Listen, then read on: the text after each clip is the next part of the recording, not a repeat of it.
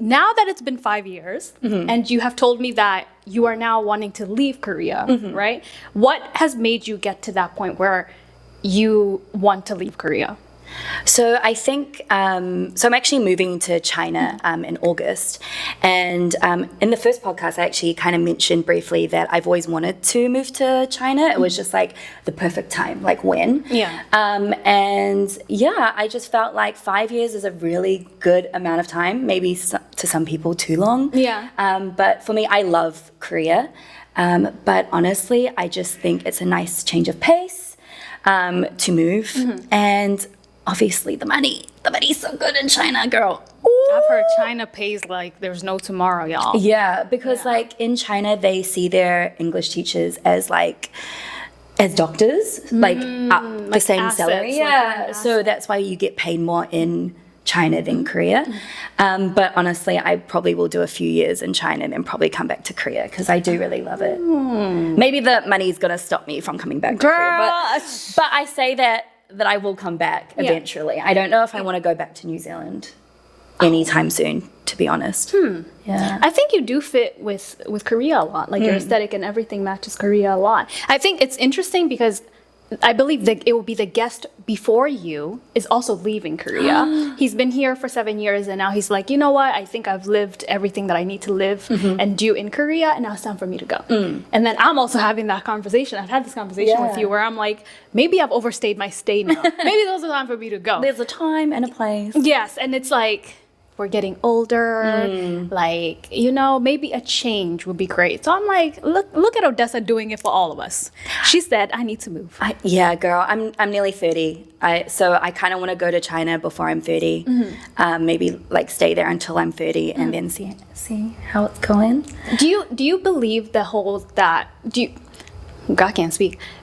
Now that I'm also like near my 30s, I have this almost like a fear where I feel like I'm not where I'm supposed to be as an almost 30-year-old, right? Is that something that you're also experiencing? Yeah, I think also with COVID. We came like during COVID, girl, I say that like, because COVID was like three years of our lives, especially I was here in like COVID time in Korea. Yeah. And I felt like it definitely like backpedaled where I wanted to be. But honestly, I've never been the biggest like 5-year planner or anything. So I think the switch up for me to move to China is a little bit like, I love a challenge. I don't like to be in the same place for too long. I mean, I say that. I've been here for 5 years. But I think Korea is so different to New Zealand that it was able to give me that feeling of like something that's different, a little bit more exciting. And then China is even more. So yeah, I think It's going to be very different. But I definitely felt that where I felt very stagnant. And I'm like, I'm so close to 30 and like, you know, I'm single, I'm like all of this stuff. And I'm like, where am I going with this? Girl, you know? yes! And I feel like there's always this online rhetoric that people are like, oh, 30s is the new 20s. Like, you're going to have an amazing, 30s. But there's still like, I feel like people fail to acknowledge that there is still that fear before you turn 30 that as a woman, you're supposed to have all these things. Yeah. And then when you're almost there, you don't have those things. So it's like, am I behind? Yeah. Like, what's wrong with me? Why can't I have those things almost, right? Girl. Yeah. No, because I feel like all my friends and like people I know back in New Zealand, they're all married with children or like pregnant and things like that. And I'm like, what? We single. Like, what man? Well, talking about that, I'm pretty sure like in the last podcast, I was like, my man. Oh my God, you were!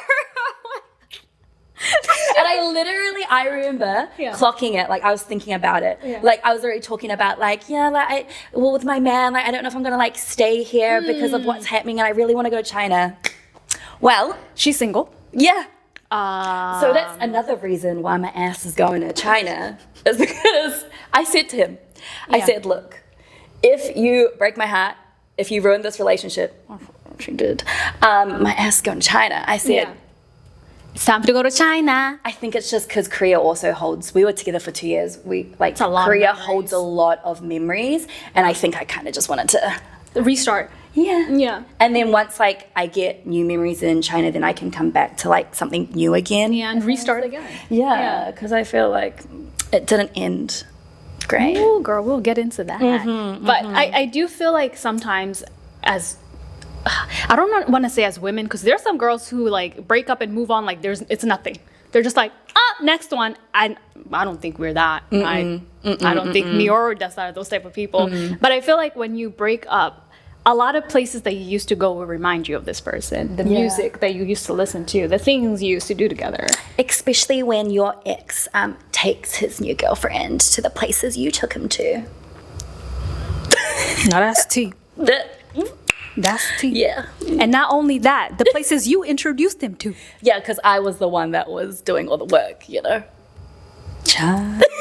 Y'all, the men out here these days are degenerates. I don't know what's going on in 2025 or since COVID. Actually, I don't even know when it started getting this bad, but dating is just so weird these days. Yeah. Because bitch, you know my situation too. Yeah, girl. It's rough out on these streets. If you are happily married, stay happily married. Please. Okay? If you got a good woman or man in your arms, there's nothing out here for y'all. No. Stay in there. The ocean's big, but I'm still... Yes. You know. People be talking about there's more fish in the sea. The 80% of the ocean is not even discovered. What are you talking about? I feel like the like men in the ocean are the blobfish at the bottom, the deep, dark depths of the ocean. The little I know, like, where are people getting good relationships these days?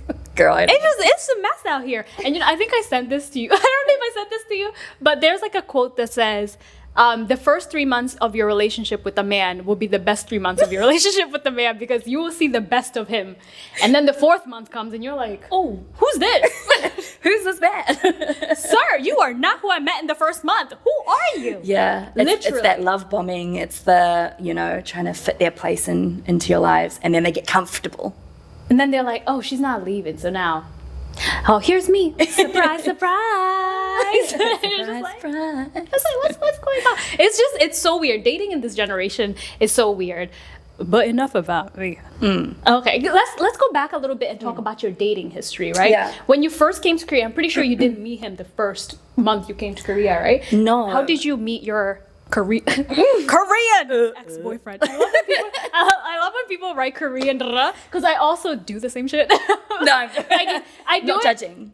I do have to say, I do it for the algorithm because algorithm-wise, it gets clicks, The right? girlies love the my Korean boyfriend, my Korean this. I gotta do it for the algorithm. Do I think it's cringe? Of course, but I still gotta do it. You gotta do it. A girl gotta make her money. Like, what are you talking about? But I don't like when people say to me face to face they have a Korean boyfriend. I don't care. Or in Korea, I'll be probably. like, oh yeah, my Korean boyfriend. I'm like, oh, Okay, that's nice.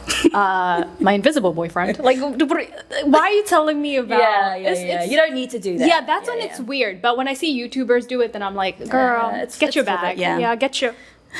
my channel is literally Korea unfiltered. Get your money. Get your money, girl. Just don't be introducing people talking about my Korean boyfriend, my Korean wife. My Korean you don't girl. need to do that. That's cringe.